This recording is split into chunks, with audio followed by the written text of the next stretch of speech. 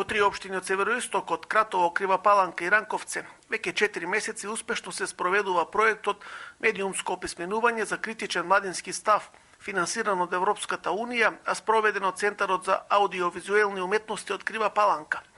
Основците од 4 училишта посетуваа обуки и работилници, на кои учеа за медиумската писменост, препознавање на лажни вести и заштита на интернет. Проектот ќе продолжи и во следните 2 месеци. Во него се вклучени учениците од 9 одделенија од овие 4 училишта кои учат за основите на медиумската писменост, интернет заштита од злоупотреби и манипулации, правилното однесување во онлайн комуникациите, а воедно учениците ќе бидат вклучени и во изработка на едукативни прилози, снимање на видеопораки и спроведување на по една младинска акција. Експертите за комуникација и социјални медиуми сметаат дека во најскоро време медиумската писменост треба да стане дел од формалното образование, како нужна потреба на младите. Критичкото размислување уште од најмали нозе во воведувањето на медиумската дигиталната писменост во образованието.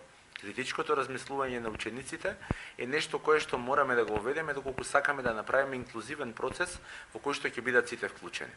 Проектот се спроведува со поддршка на Фондацијата Метаморфозис и Евротинг, Центарот за европски стратегии, а се реализира во соработка со медиумскиот партнер веб порталот Аберџија. За Сител телевизија од Кратово, Оливер Арсовски.